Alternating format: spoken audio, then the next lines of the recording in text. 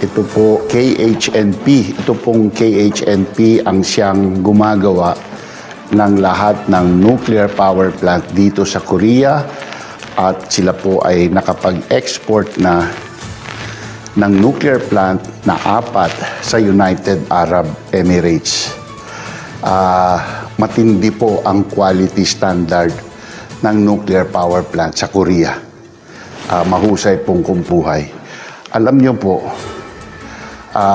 mahal ng kuryente sa Pilipinas. Ang mga katulad ko na may konting kaya, mababayaran po namin yan.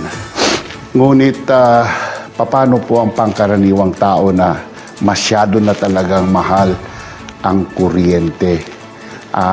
Nuclear na lang po ang paraan na hindi nasusubukan. Mula 37 years po ago, lahat ng iba, solar, wind, hydro, lahat po yan nasubukan na hindi po bumababa ang orgas na naasahan. Yung ating malampaya, malapit na maubos, mag-i-import po tayo ng LNG, kaya mamumuhunan pa sila, magtatayo ng LNG terminal. Bilyong-bilyong piso po yun o dollar ang pagtayo po nun.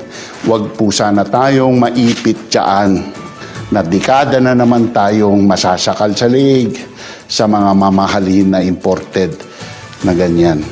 Mag-nuclear na po tayo, subukan po natin.